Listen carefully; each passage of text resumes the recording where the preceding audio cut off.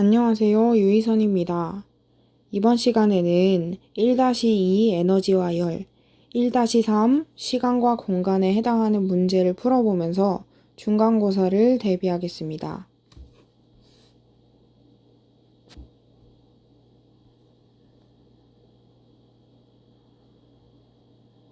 먼저 역학적 에너지 보존입니다.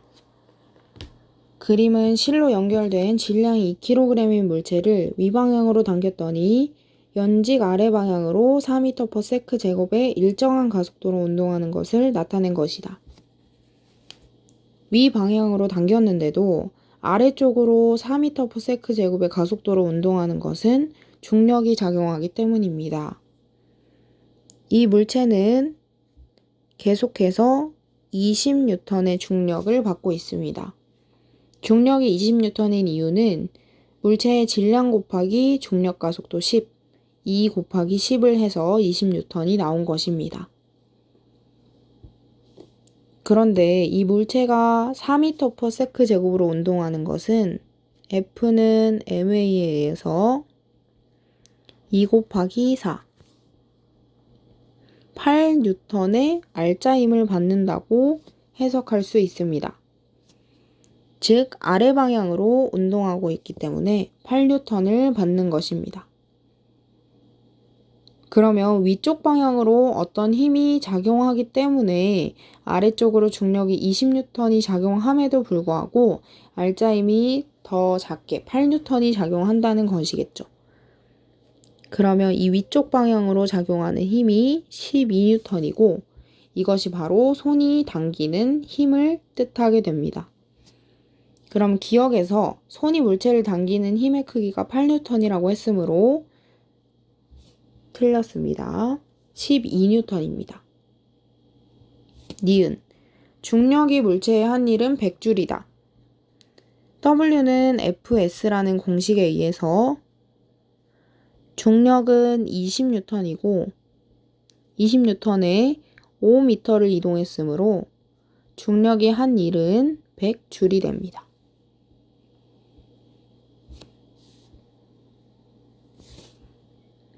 디귿 물체의 운동에너지 증가량은 100줄이다 라고 되어 있는데 이때 사용되는 것이 바로 1 운동에너지 정리입니다.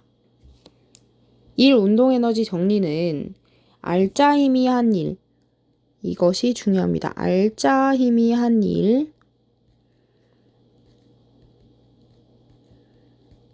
W가 모두 다 운동에너지 변화량에 쓰인다는 것입니다.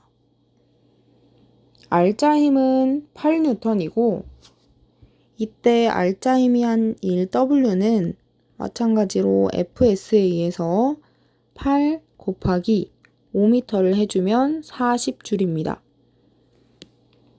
힘에 알짜 힘 8N을 넣는 것 유의하세요.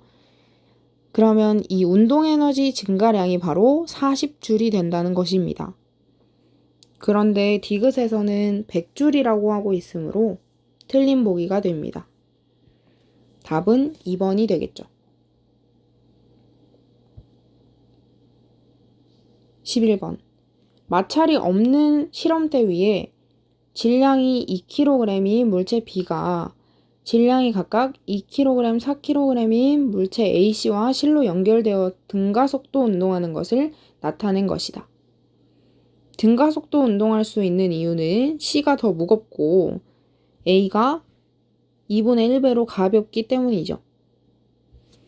C는 아래 방향으로 40N의 힘을 받고 중력을 받고 A는 아래 방향으로 20N의 중력을 받습니다.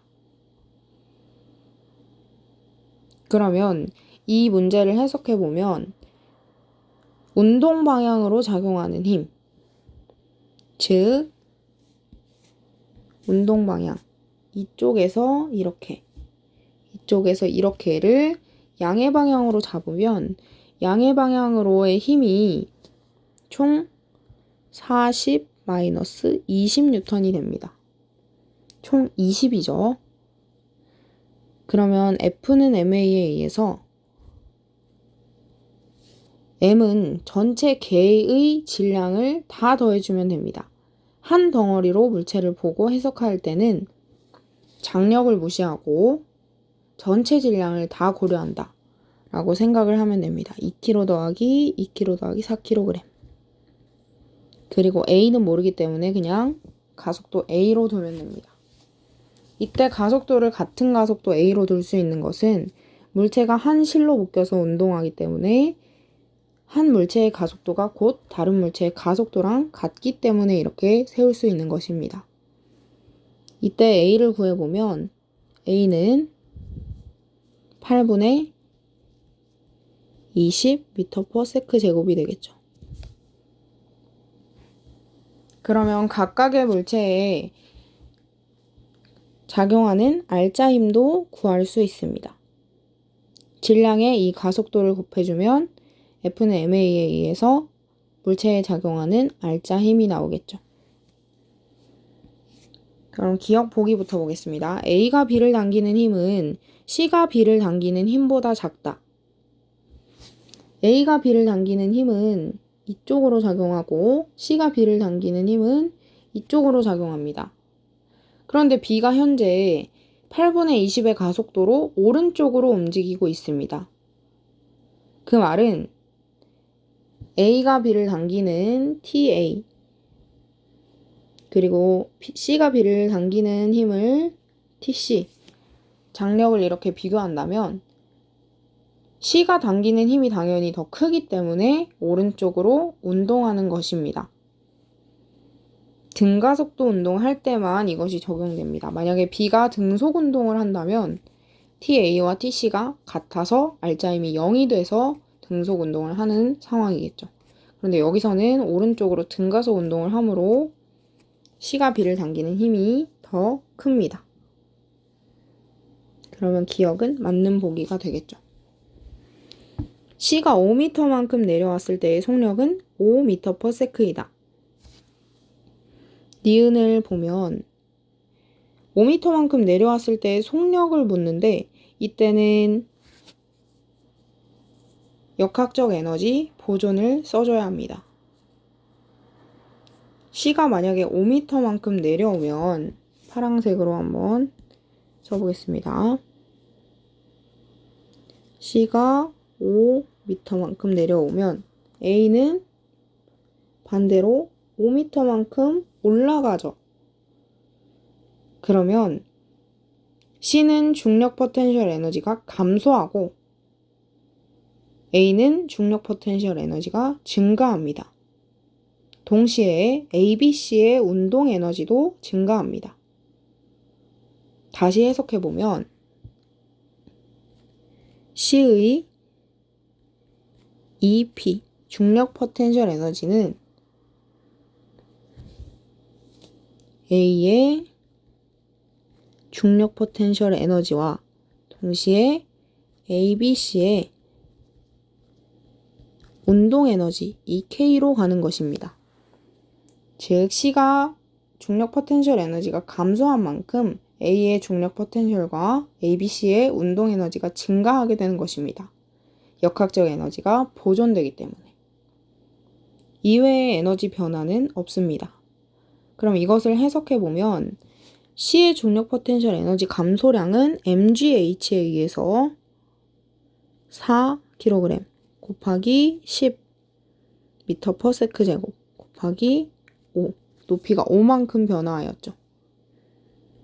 이것은 A의 중력 포텐셜 에너지 증가량 2 곱하기 mgh에 의해서 2 곱하기 10 곱하기 5m 더하기 운동 에너지는 2분의 1 mv 제곱이죠. 근데 이때 ABC의 운동 에너지가 모두 다 증가하였습니다. 움직이게 됐으므로. 그러면 2 더하기 2 더하기 4 총 8kg의 물체의 운동 에너지가 증가한 것이죠. 그리고 속도는 다 같이 V로 증가했다면 2분의 1 8V 제곱 이렇게 쓸 수 있습니다. 그럼 계산해보면 200에서 100을 빼면 100. 100이 2분의 1 8 V제곱이 됩니다. 그러면 이거를 약분해서 나눠주면 V제곱이 25가 되므로 V는 5m/s라는 것을 알 수 있습니다. 그러면 니은 보기 C가 5m만큼 내려왔을 때의 속력은 5m/s이다. 맞는 보기가 되겠죠. 디귿 운동하는 동안 C의 역학적 에너지는 감소한다. C의 역학적 에너지는 처음에 이때 역학적 에너지는 2P 더하기 2K죠. 전체 개의 역학적 에너지는 보존되지만 각각 물체의 역학적 에너지는 감소하거나 증가할 수 있습니다. C의 역학적 에너지 맨 처음에 가지고 있던 에너지는 4 곱하기 10 곱하기 5입니다. mgh. 중력 포텐셜을 가지고 있었습니다. 그런데 나중이 되면서 이것이 얼마로 변했나요? 중력 포텐셜은 처음에 감소한 만큼 운동 에너지로 다 변환된 것이 아니라 운동 에너지는 2분의 1 4 곱하기 V제곱 5의 제곱 50줄만큼이 됐죠. 처음에 200줄에서 50줄로 감소하였습니다. 이 감소한 에너지가 나머지의 운동 에너지 증가와 A의 중력 포텐셜 에너지 증가에 쓰인 것입니다. 어쨌든 C의 역학적 에너지는 처음에 비해서 150줄 감소합니다. 그래서 답은 5번이 됩니다.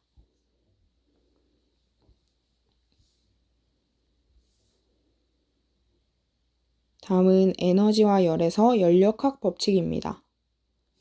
그림은 A 상태에 있던 일정량의 이상기체가 BC 상태로 변하는 것을 PV 그래프로 나타낸 것입니다. 내부 에너지 변화량이 같다는 말이 문제의 힌트로 주어져 있습니다. 놓치지 말고 이런 문제의 힌트는 반드시 표시를 해두어야 합니다. 기억, AB 과정에서 기체의 온도는 증가한다.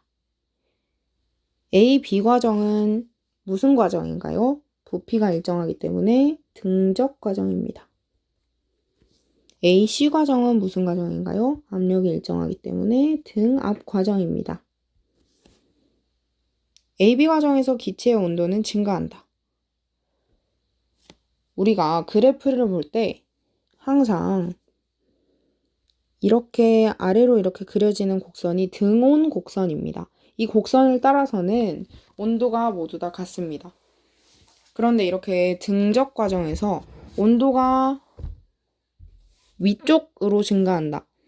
즉 T1에서 T2로 증가한다는 것은 온도가 증가한다는 뜻입니다. 등온 그래프에서 위로 이렇게 올라갈수록 T가 높다는 뜻입니다. 이렇게 해석할 수도 있지만 이게 헷갈리면 선생님이 방법을 하나 가르쳐 주겠습니다. 자, 여러분 여기 이상기체라고 되어 있는데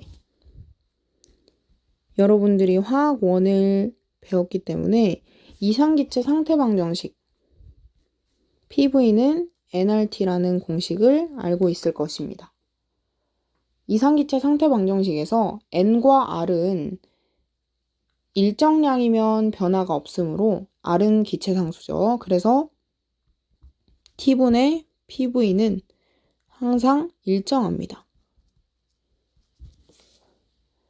그러면 니은에서 AB 과정은 부피가 일정하고 얘가 고정입니다. 그러면 압력이 지금 증가하고 있어요. P에서 2P로. 그러면 온도도 마찬가지로 증가하게 되겠죠. 왜냐하면 T분의 PV가 일정하기 때문에. 그러면 기억은 맞는 보기가 됩니다. 니은 AC 과정에서 기체의 내부 에너지는 감소한다.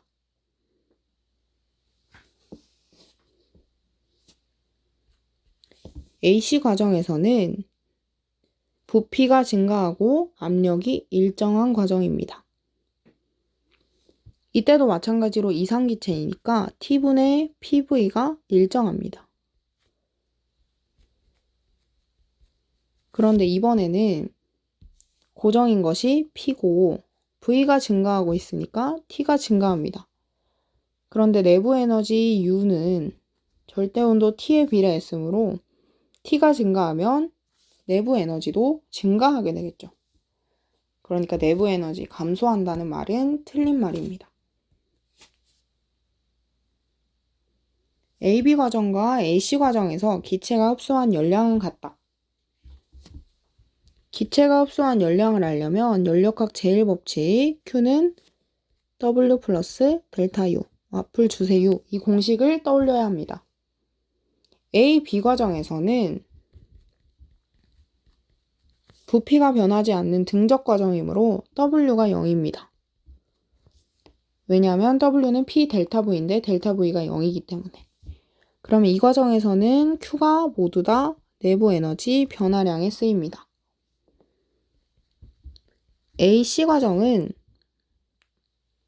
등압 과정인데 등압 과정에서는 별다른 특징이 없이 그냥 Q가 P 델타 V 더하기 델타 U 이렇게 쓸 수 있다는 것을 여러분들 학습했습니다. 그러면 내부 에너지 변화량 델타 U가 두 과정에서 서로 같기 때문에 AC 과정에서는 P 델타 V만큼이 더 더해지고 있다는 것을 알 수 있습니다. 그러면 기체가 흡수한 열량은 당연히 AC 과정에서 더 크게 되겠죠. P 델타 V만큼이 더 더해지는 것이니까. 그러면 같다는 말은 틀린 것이 됩니다. 그래서 답은 1번입니다. 그림 가는 밀폐된 실린더 내부에 있는 일정량의 이상기체. 이때도 이상기체라는 것을 볼 수 있죠. 열을 가할 때 V1에서 V2로 부피가 증가했습니다. 이때 기체가 상태가 변하는 동안 압력은 P로 일정하다. 기체의 온도는 증가한다. 이상기체이기 때문에 T분의 PV는 일정. 이것을 쓰면 압력은 P로 일정, P가 고정입니다. 그러면 V가 증가했기 때문에 T도 증가하는 것을 알 수 있죠. 이것을 다르게 해석하면 압력은 기체 분자들이 이쪽에 이렇게 벽을 때리는 것, 피스톤을 때리는 것, 이렇게 기체 분자들이 운동하면서 얼마나 충돌하는지의 횟수랑 상관이 있습니다. 그런데 부피가 증가해도 압력, 충돌하는 횟수가 일정하려면 기체 분자들이 더 빨리, 더 활발하게 움직이면서 벽을 때리는 것이죠. 왜냐하면 작은 부피일 때는 충돌이 더 쉽습니다. 부피가 작기 때문에 부딪히는 횟수가 증가하는 것이죠. 그런데 부피가 더 큰데도 이 충돌하는 횟수가 똑같으려면 기체 분자들이 더 활발히 운동해야 한다는 뜻입니다.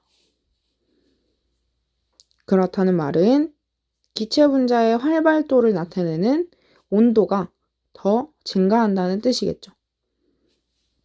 그런데 이것은 여러분들이 해석하는 것에 도움을 주기 위함이고 문제를 풀어낼 때는 T분의 PV가 일정하다라는 것을 이용하면 훨씬 더 빠르게 구할 수 있습니다. 어쨌든 기체의 온도는 증가합니다. 기체가 한 일은 P V2-V1이다. W는 P 델타 V입니다. 이때 델타 V는 나중 부피 빼기 처음 부피이므로 압력이 일정하게 P로 일정하고 V2-V1 나중 부피 빼기 처음 부피하면 얘는 맞는 보기겠죠. 기체가 흡수한 열량은 P V2-V1보다 크다. 열량은 W 플러스 델타 U죠. 근데 여기서 등압 과정에서는 그냥 P 델타 V 더하기 델타 U로 쓸 수 있는데 P 델타 V가 바로 P V2 마이너스 V1이죠. 근데 아까 온도가 증가한다고 했습니다. 기억에서. 그러면 내부 에너지도 당연히 증가하겠죠. 즉 양수겠죠. 그러면 PV2-V1에 양수인 델타 U를 더해주면 당연히 열량은 PV2-V1보다 크겠죠. 그래서 답은 5번이 됩니다. 특수상대성 이론입니다. 다음은 특수상대성 이론에서 사건의 동시성에 대한 사고실험을 설명한 글의 일부이다. 철수는 광속에 가깝게 등속 직선 운동하는 우주선 안에 있다. 등속 직선이라는 말은 관성좌표계라는 말이죠. 우주선 안에 빛을 검출하는 장치 AB 사이에 전구가 설치되어 있고 거리는 서로 같다. 우주선 안에서 봤을 때 A와 B 사이의 거리의 중간에 전구가 설치되어 있다는 것이죠.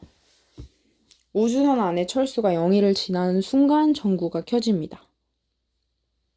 기억, 영위의 좌표계에서 전구의 빛은 A보다 B에 먼저 도달한다.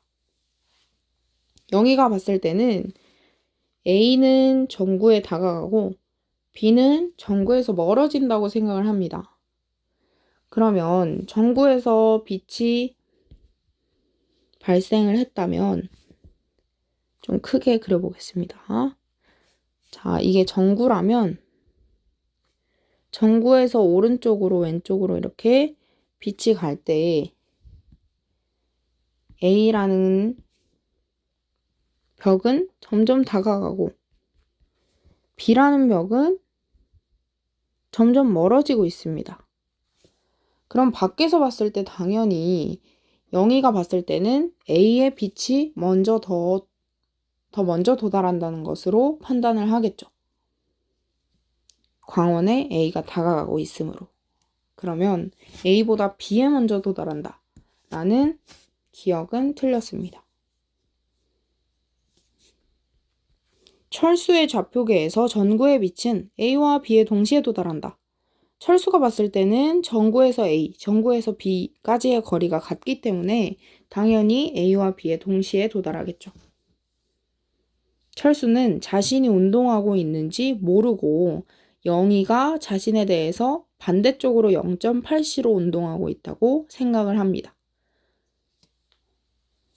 A에서 B까지의 길이는 철수가 관측할 때보다 영희가 관측할 때 더 길다. 특수상대성 이론에 의한 현상 두 가지가 무엇이었나요?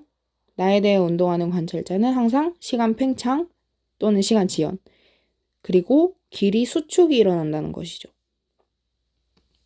철수가 관측할 때보다 영희가 관측할 때 AB 사이의 거리는 더 짧게 됩니다.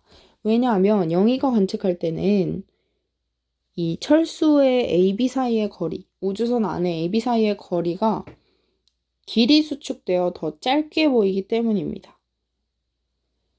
그래서 철수가 관측할 때보다 영희가 관측할 때 더 짧다라고 써주어야 합니다. 철수가 우주선 안에서 본 AB 사이의 거리가 바로 고유 길이 L0죠. 영희가 관측한 길이 L은 L0보다 항상 짧습니다. 답은 1번입니다. 우주선에 이번에는 영희가 탔습니다. 문제에서 영희와 철수로 자주 주어지는데 어떤 친구가 우주선에 타 있고 어떤 친구의 입장에서 보는지를 중요하게 생각을 해야 됩니다. 문제를 보면 철수가 정지해 있고 영희가 지나가고 있습니다. 그런데 행성 B에 대해 정지해 있는 철수가 측정한 A에서 B까지의 거리가 L0입니다. L0라고 하는 것은 고유 길이입니다. 왜냐하면 두 지점이 철수에 대해서 정지해 있고 정지한 관찰자가 잰 길이이므로. 즉 철수가 잰 길이는 고유 길이입니다. 기억부터 한번 보겠습니다. 우주선의 길이는 D1보다 짧다. 철수가 측정한 우주선의 길이는 고유 길이인가요? 철수가 측정한 우주선의 길이는 원래의 길이보다 더 짧게 관측이 되죠. 즉 D1은 길이 수축된 길이입니다. 그러면 영희가 측정했을 때 영희가 측정한 우주선의 길이는 영희가 봤을 때는 우주선 양끝이 자신에 대해서 정지해 있으므로 자기가 잰 길이가 고유 길이입니다. 그럼 고유 길이는 항상 수축된 길이보다 길겠죠. 그러면 우주선의 길이가 더 수축되는 것은 말이 안 됩니다. A에서 B까지의 거리는 L0보다 길다.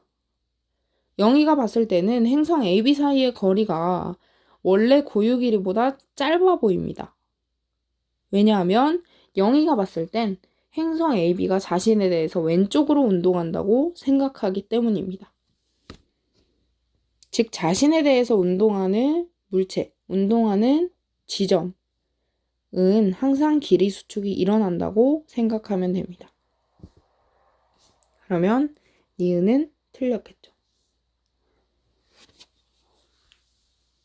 우주선이 A를 지다 B에 가는데 걸리는 시간은 V분의 L0보다 짧다.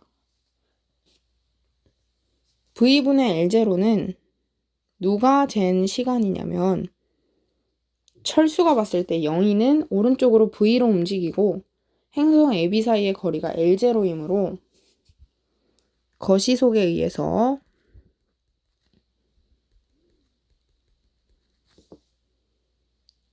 V분의 L은 시간 T입니다. T는 V분의 L0, 속력분의 거리를 한 것이죠. 철수가 측정했을 때는 영희가 A에서 B까지 가는데 V분의 L0라는 시간이 걸린다고 생각을 합니다.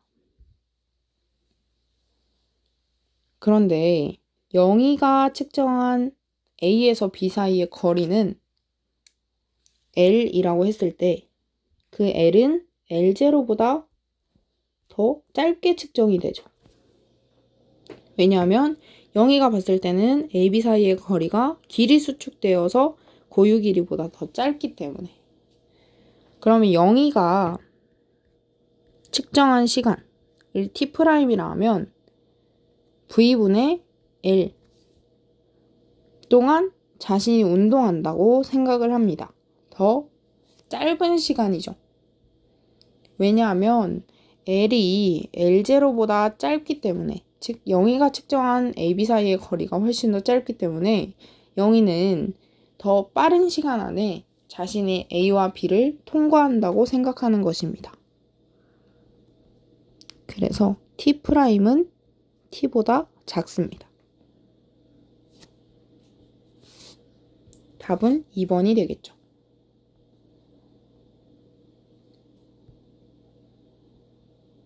질량과 에너지입니다. 6개의 양성자가 3번의 핵융합 단계를 거친 후 헬륨 원자핵과 2개의 양성자가 되는 과정을 나타냈대요. 가와 나는 방사선의 한 종류이다. 여러분, 방사선은 참고로 알아두면 방사선은 알파선, 베타선, 감마선 이렇게 3종류가 있습니다. 그런데 감마선은 여러분들이 핵융합 단계에서 한번 나왔기 때문에 익숙할 것이고 알파선, 베타선이 낯설 텐데 알파선, 베타선은 선생님이 나중에 설명을 해주겠습니다. 기억. 가는 전하를 띄지 않는다. 여러분, 가를 보면 1단계에서 반응 전후에 반드시 보존되는 것이 무엇이죠? 전하량과 질량수죠. 양성자, 중성자의 개수를 합한 질량수는 변하지 않죠. 그런데 여기서 요 위의 숫자를 보면 여기에는 0이 와야 됩니다. 왜냐하면 1 더하기 1이 이미 2가 찼으므로 저쪽에 질량수는 변화가 없어야 되기 때문에 이 오른쪽에 오는 가의 질량수는 0이 되어야 합니다. 밑에 요 1, 양성자의 개수를 보면 반응 전에는 2개인데 반응 후에 수소에는 1개밖에 없죠. 그럼 여기에 1이 와야 질량수가 보존됩니다. 밑에 1번, 위에 질량수가 0. 양성자도 중성자도 아닌데 전하량을 갖고 있는 가는 양전자입니다. 2 플러스. 양전자는 중성자가 한 개의 양성자가 즉 수소 원자핵 하나가 중성자로 바뀌면서 중성 미자와 함께 방출되는 입자입니다. 이 2 플러스 양전자가 방출되는 것을 우리는 베타선이라는 방사선이라고 표현을 합니다. 어쨌든 가는 전하를 띠지 않는다라는 것은 말이 안 되죠. 왜냐하면 가는 양전자이기 때문에 양전하를 띠고 있습니다. 니은, 나는 음전하를 띠고 있다. 2단계를 보면 질량수가 보존되었기 때문에 이미 오른쪽 나는 질량수가 0이죠. 그 다음 밑에 원자 번호를 더한 것도 다 보존이 되었기 때문에 이 나의 질량수와 원자 번호, 양성자 수는 둘 다 0입니다. 그러면 전하도 질량도 같지 않는 입자가 방출된다는 것이죠. 핵융합 과정에서 질량과 전하를 모두 갖지 않는 입자가 방출되는 것은 감마선밖에 없습니다. 나는 감마선입니다. 아까 알파 입자에 대해서 나중에 설명한다고 했는데 알파선은 헬륨 원자의 알파 입자가 방출될 때 그때 함께 방출되는 방사선입니다.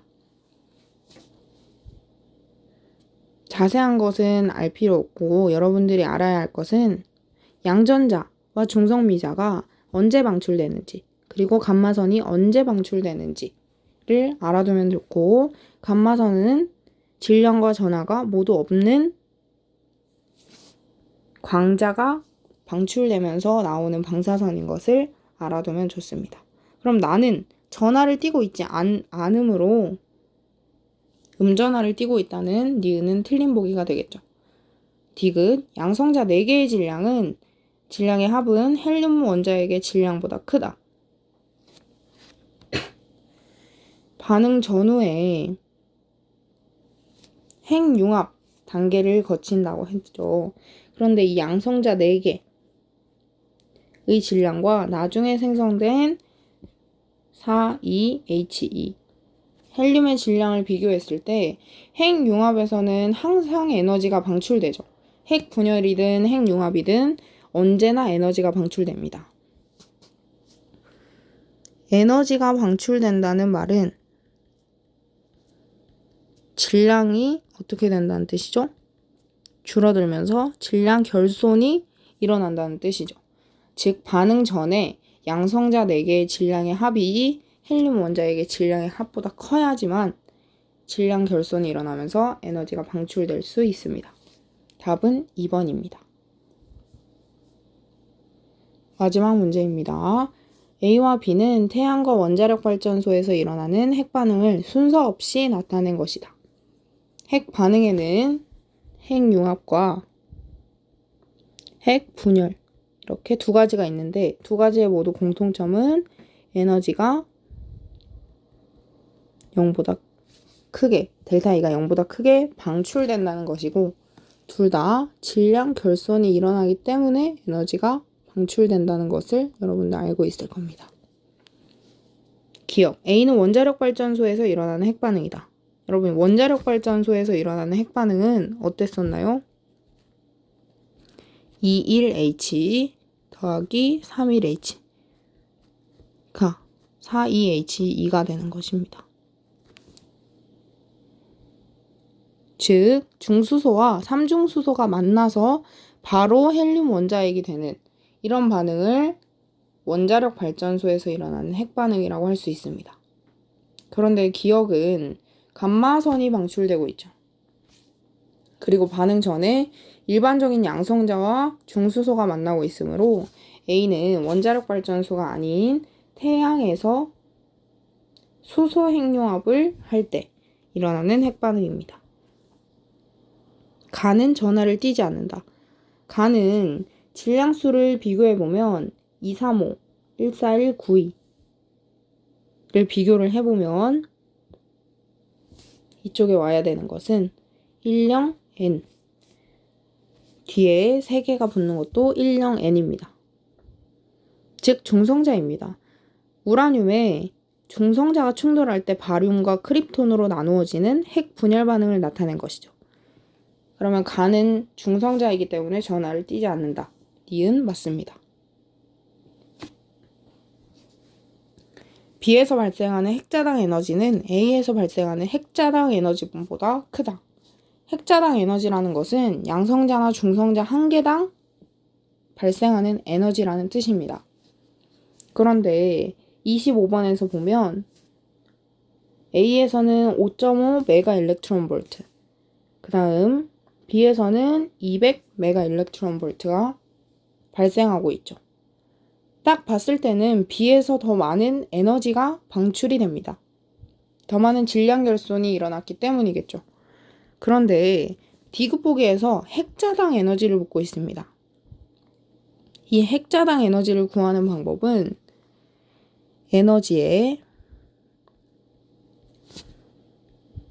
양성자 더하기 중성자 수로 나눠주면 핵자당 에너지, 즉 양성자나 중성자 한 개당 발생하는 에너지를 구할 수 있습니다. 그러면 A에서는 5.5 메가 일렉트론 볼트를 총 양성자 중성자가 몇 개였나요? 1 더하기 2. 반응 전후에 3개로 일정하죠. 여기 반응 전에 봐도 질량수 3, 반응 후에 봐도 질량수 3이죠. 그럼 이때 3으로 나눠주면 됩니다. 그 다음 다시 B에서 보면 B는 총 200 메가 일렉트론 볼트라는 큰 에너지가 방출이 되는데 질량수를 보면 235 더하기 1, 총 236으로 나누어줘야 합니다. 반응 전이나 후 아무거나 봐도 상관없습니다. 236의 질량수로 나누어주면 A는 1보다 크다는 것을 알 수 있고 B는 1보다 작다는 것을 알 수 있습니다. 즉 핵자당 에너지는 A가 B보다 큽니다. 그러면 D긋은 B가 더 크다고 했으므로 틀린 보기가 되겠죠.